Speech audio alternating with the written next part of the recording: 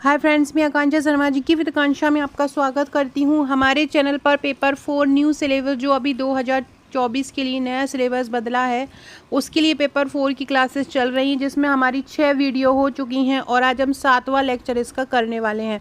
कौन सा लेक्चर करने वाले हैं? आज हम इसका 7वां लेक्चर करेंगे। बहुत ही इम्पॉर्टेंट क्वेश्चन है और हर टॉपिक कवर रहेगा, इसके बाहर एक भी प्रश्न नहीं जाएगा। शुरुआत में जो टॉपिक है, सबसे पहला जो पार्ट 1 का हम कर रहे हैं, जो षट दर्शन है। षट दर्शन में भी करीब आपको 50 से 60 क्वेश्चन करने रहेंगे, है ना, उन्हीं दर्शनों से संबंधित। उसके बाहर एक भी प्रश्न नहीं जाएगा। 6 वीडियो करवा चुकी हूँ, नहीं देखा है तो देख लीजिएगा। डिस्क्रिप्शन बॉक्स में उसकी प्लेलिस्ट की लिंक मैंने डाल दी है। मेंस की 2 क्लासेस चल रही हैं, एक तो पेपर 4 और दूसरी सोशलॉजी। मेंस के नोट्स पेपर 4 की आपको टोटल 4 बुकलेट मिलेंगी हमारे नोट्स की, और सोशलॉजी की टोटल 6 बुकलेट मिलेंगी। तो आप अगर लेना चाहें तो रिव्यू यही है, जिसमें से मैं आपको अभी ये पढ़ा रही हूँ। ये जो क्वेश्चन करा रही हूँ, यही मेरे मेंस के नोट्स हैं और यही रिव्यू है।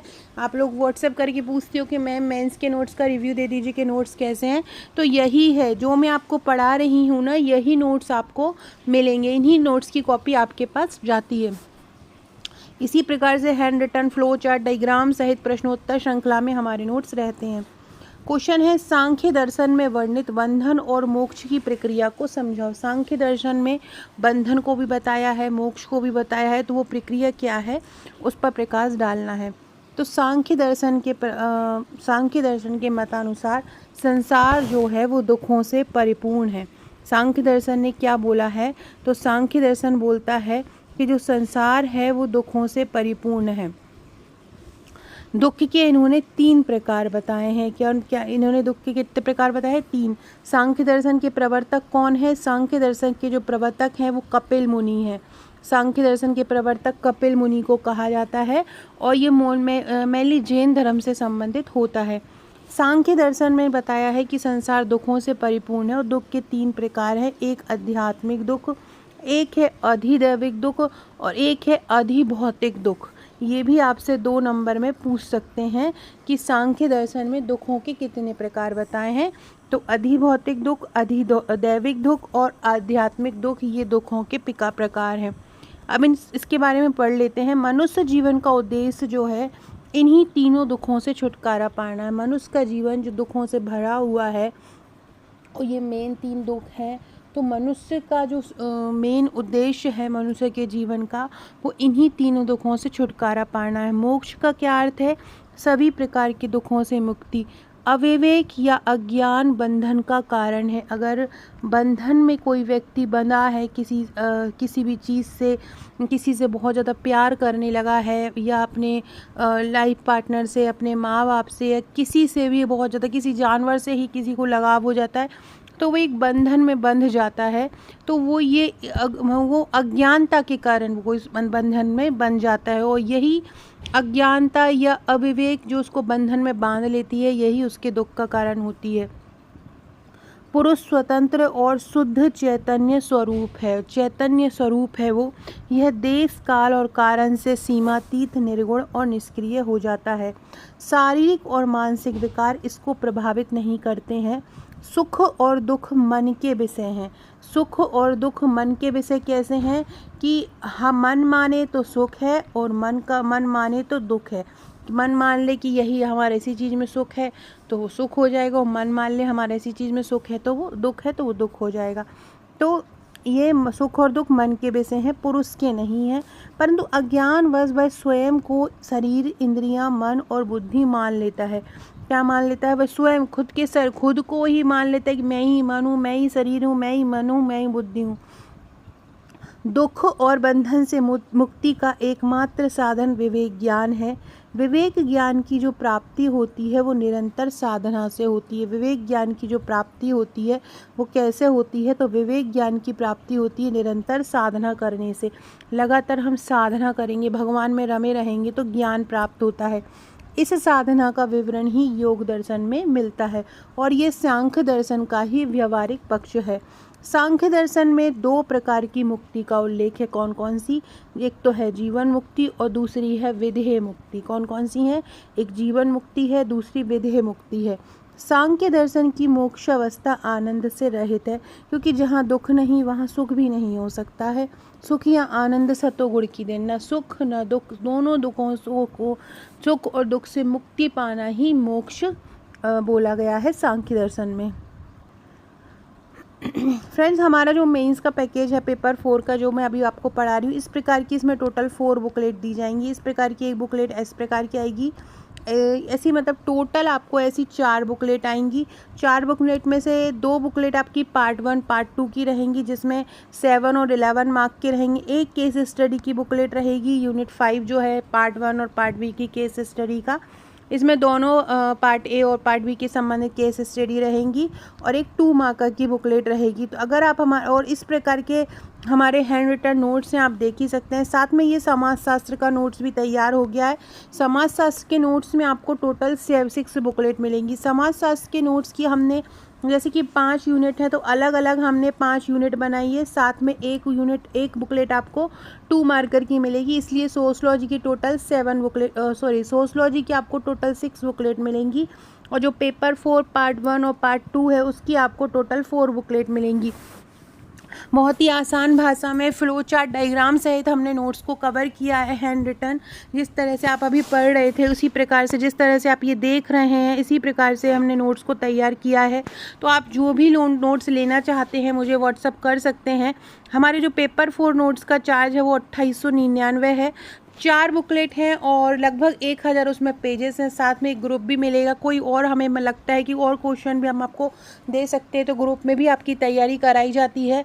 तो पेपर 4 के साथ आपको एक ग्रुप मिलेगा, सोशलॉजी के साथ आपको एक ग्रुप मिलेगा। तो अभी हमारे जो नोट्स तैयार हुए हैं वो पेपर 4 और पेपर 2 का पार्ट 2, ये सोशलॉजी की जो 6 बुकलेट है ये तैयार हुए। साथ में आप हमारे ये प्रीलिम्स के नोट्स भी मंगवा सकते हैं। अगर आप एमपीपीएससी प्रीलिम्स 2025 की तैयारी कर रहे हैं, तो ये प्रीलिम्स की 10 बुकलेट और ये हमारा प्रैक्टिस सेट को परचेस कर सकते हैं। पेपर 4 सोशलॉजी और पेपर 5 ये रेडी हो चुका है अभी। तो जो लोग भी हैंड रिटन नोट्स की अपनी बुकिंग कराना चाहते हैं, वो मुझे व्हाट्सअप करके करा सकते हैं। व्हाट्सअप नंबर मेरा ये दिया हुआ है 6260190944। यहाँ पे व्हाट्सअप करके आप अपनी बुकिंग करा दीजिए। आपको कुछ नहीं करना है, मुझे व्हाट्सएप करके बताना है कि आपको नोट्स लेना है, पेमेंट करना है, अपना एड्रेस भेजना है। 6 से 7 दिन में आपके पास पहुंच जाएंगे। पेपर 4, पेपर 2 का पार्ट 2 और पेपर 5 ये अभी रेडी हो गया है। बाकी जैसे जैसे पेपर होते जाएं वैसे वैसे आप मंगाते जाइए। अगला जो क्वेश्चन हम करने वाले हैं वो करने वाले हैं अष्टांग योग की अवधारणा। अष्टांग योग की अवधारणा क्या है? तो योग के 8 अंग, जब योग के 8 अंग मिल जाते हैं तो उसको हम बोलते हैं अष्टांग योग। किसको बोलते हैं? जब योग के 8 अंग मिल जाते हैं। अष्टांग योग में जो 8 अंगों को एकीकृत किया है, तो कौन कौन से अंगों को एकीकृत किया है अष्टांग योग में? तो प्राणायाम हुआ नंबर 1, दूसरा प्रत्याहार हुआ, तीसरा यम हुआ, यम को नैतिक संहिता बोलते हैं, चौथा ध्यान हुआ, 5वां आसन हुआ, 6वां समाधि हुआ, 7वां नियम हुआ और 8वां धारणा हुआ। ये अष्टांग योग के 8 प्रकार हैं। इन्हीं से ही संपूर्ण योग बनाओ, मतलब योग के ये 8 अंग हैं जिसको हम अष्टांग योग कहते हैं। इन्हीं सबको सम्मिलित रूप योग कहलाता है। तो आपको ये याद रखना है। ये आपसे जो है 7 मार्क में भी पूछ सकते हैं, 11 मार्क में भी पूछ सकते हैं और 2 नंबर में भी पूछ सकते हैं। इसका उद्देश्य क्या होता है अष्टांग योग का? आत्मज्ञान, मतलब आत्मज्ञान प्राप्त करना, मुक्ति प्राप्त करना, व्यक्तिगत पीड़ा की समाप्ति, व्यक्तिगत कुछ पीड़ा हो रही है तो उसकी समाप्ति और जीवन में जागरूकता पैदा करना। योग, जो भी व्यक्ति योग करता है उसको एक जीवन में एक अलग ही स्फूर्ति, एक अलग ही अनुभव प्राप्त होता है। इंद्रिय जन राग एवं आसक्ति मोक्ष प्राप्ति के मार्ग में बाधक है। मतलब अपनी इंद्रियों के प्रति प्रेम और अपनी इंद्रियों से तृप्त होना, ये अगर आप मोक्ष प्राप्त करना चाहते हैं तो ये अपनी इंद्रियों को वश में करना होगा।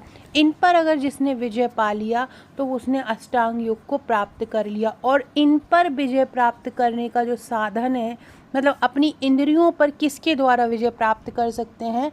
आप अष्टांग योग के द्वारा अपनी इंद्रियों पर विजय प्राप्त कर सकते हैं।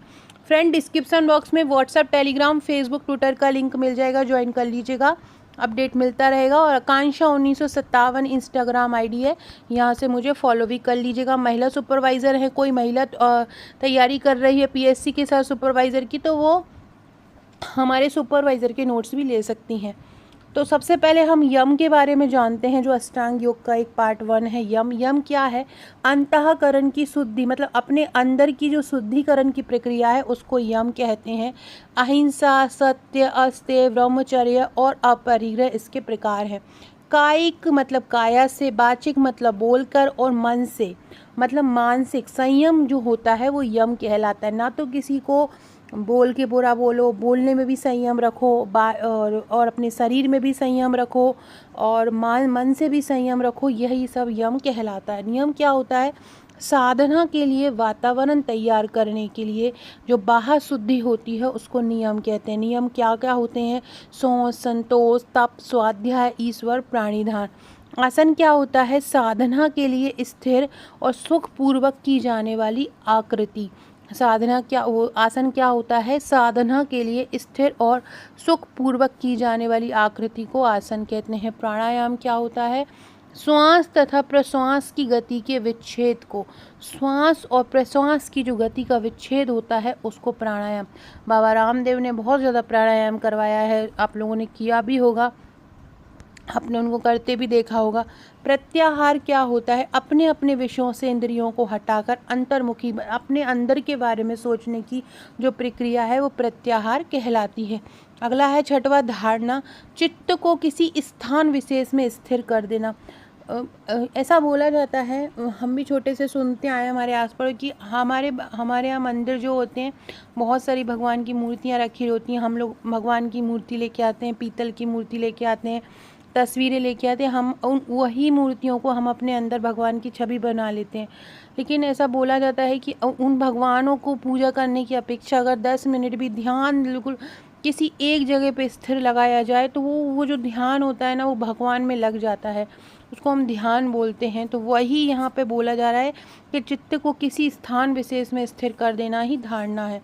ध्यान क्या होता है? किसी वस्तु विशेष में चित्त की निरंतर एकाग्रता, किसी एक वस्तु के प्रति लगातार एकाग्र होना ध्यान कहलाता है। समाधि क्या कहलाती? जब ध्यान ही देह के आकार में भासित हो और अपने स्वरूप को छोड़ दे।